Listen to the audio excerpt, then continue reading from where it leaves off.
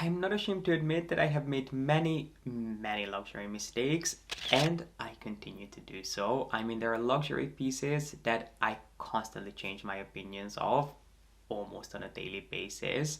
So today I thought we could chat about some popular luxury pieces that I feel like I was wrong about, pieces that I once loved that I now can't stand, and vice versa. So if you'd like to hear why you haven't seen me with a mini Kelly in a little while, and some other pieces that I changed my mind about, then make sure to give this video a thumbs up, subscribe down below if you haven't done so yet, and keep on watching. Let's start with the piece that actually inspired me to do this video, because this is a piece that we talked about in my last video, which is a take on the Calicut bag. It's not just any Calicut, because Calicuts are bags that I'm not the biggest fan of. I just feel like, and I think I have said this before, to me they feel like that Hermes just took a Kelly 28, chopped it in half, and was like, why don't we just start selling these for a fraction of the price? People are still gonna buy them, even though the proportions do look kind of ridiculous.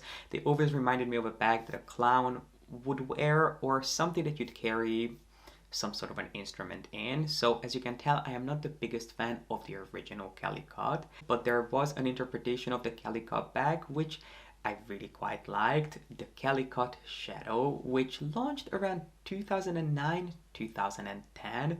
And obviously you're going to be familiar with the Birkin Shadow, but fun fact, there were a few other pieces which were also launched in the Shadow collection, including things like the CDC bracelet, as well as an interpretation of the Calicut bag, which is the only Calicut bag that I ever considered. And it was actually a bag that I came across at an auction. This was back, I want to say 2018, maybe 2019. I was at Christie's looking at an exhibition when by accident I stumbled upon their bag exhibition, which was for their upcoming bag auction, which at the time I had no idea that it's something that Christie's was doing. But I went to see this exhibition since I was already there, and I think the lady that I met was at the time the head of their handbag department, who was kind enough to walk me through the entire exhibition. She introduced me to some of their stand-up pieces, and then actually invited me to attend the auction, which I unfortunately couldn't do because I was going to be out of town. But she did say that if there are any pieces that I'm interested in,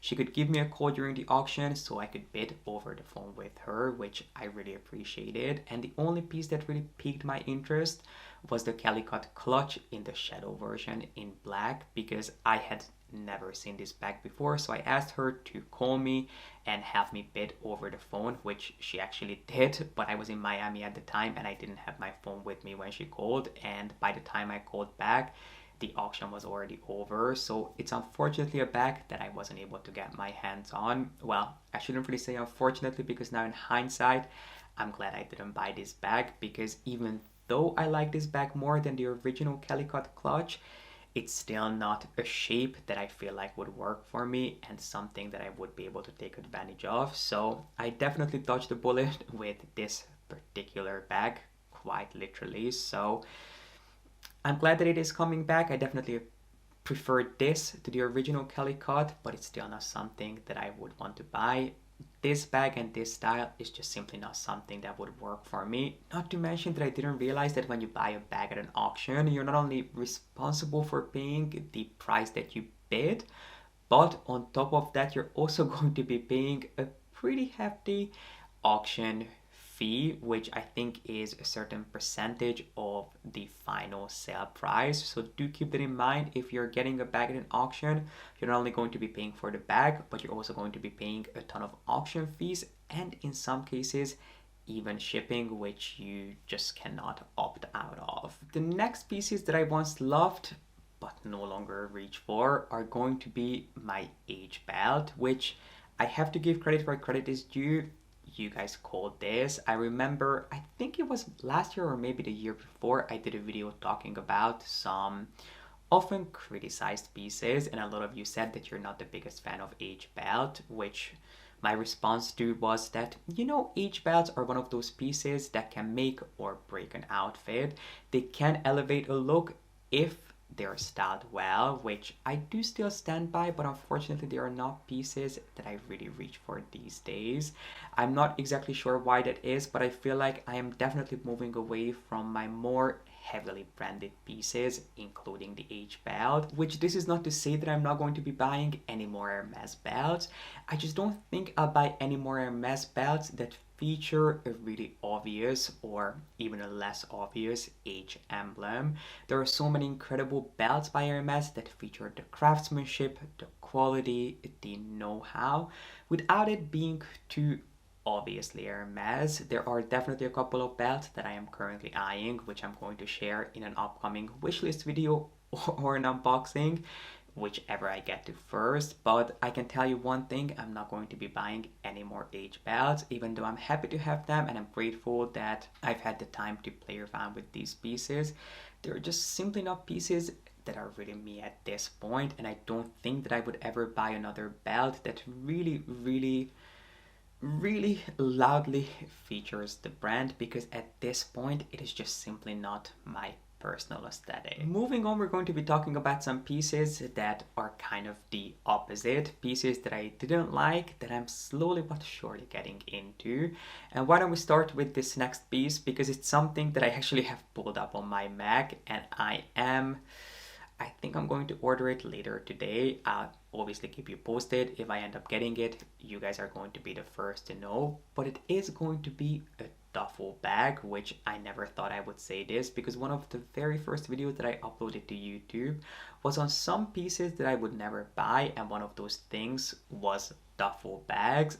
I personally was just never a duffel kind of guy. I never understood the hype, especially when it comes to traveling. I mean, I still wouldn't use a duffel bag for traveling, because why would I want to go back in time when we have so many incredible luxurious suitcases that come with rollers? Why would I want to be lugging around a heavy duffel bag? To me, it just makes no sense. But I do need to upgrade and update my gym bag game, because the two bags that I have been carrying to the gym have been my Her bag and my Birkin 35, which, I mean, it doesn't get any better than a Birkin 35 to take to the gym, but I don't necessarily want to carry my dirty gym shoes, my protein shake in my Birkin, and then have a leather bag shoved into the locker, because some lockers are pretty small and pretty sketchy, and I don't feel comfortable leaving one of my most beloved bags in there. So I do want to buy a duffel bag that is a little bit more worry free, which is the one, well, there is one here which I'm just going to share with you, and if you see a Bottega bag unboxing, you know what's going to be in that, because there is a Bottega duffel bag that I am eyeing. The only reason I haven't bought it yet is because if I'm going to buy a duffel, the only non-negotiable is that it has to come with a shoulder strap. I understand that it doesn't come with rollers. I understand that it doesn't come with really comfortable handles. So at least there has to be a shoulder strap, which this unfortunately doesn't come with one.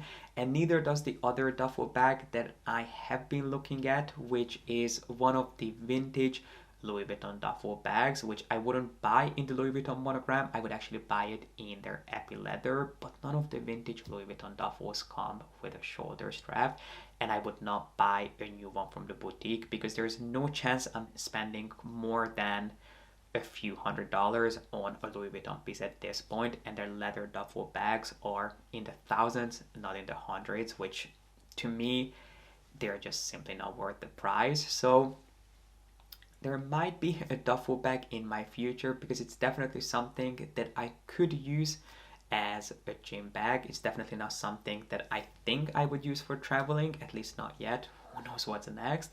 But I wouldn't be surprised if we unboxed a duffel bag together really soon. Another piece that took quite a while to grow on me, but it eventually did, is my Mini Evelyn, or Evelyn TPM, which I don't want to spend too much time talking about this bag, because I have an in-depth dedicated video on this particular piece. So if there's anything you want to know about the Mini Evelyn, I'll make sure to have that video linked up here. But long story short, it's a bag that I kept going back and forth on. I wasn't sure if I should get it.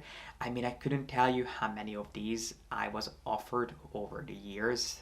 So many of them in different colors, in different leathers, but I always said no.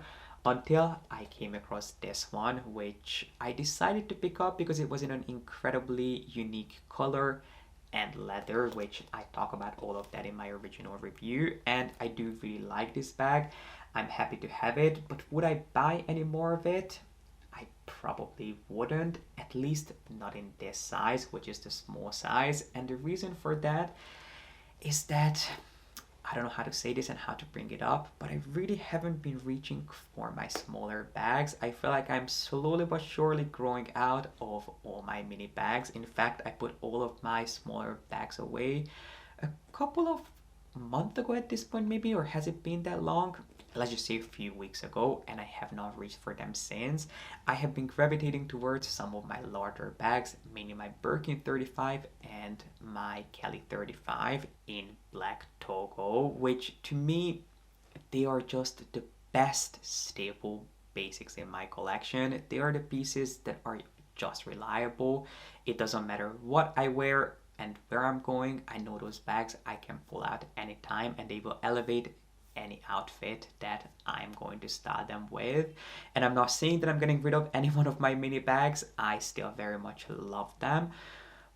But I have been gravitating towards some of my larger bags. Please let me know how you guys feel. I don't know why that is. Perhaps it's because my style is changing. I am changing. I'm getting a little bit more mature. I have definitely been getting into some more subtle understated brands like the Row.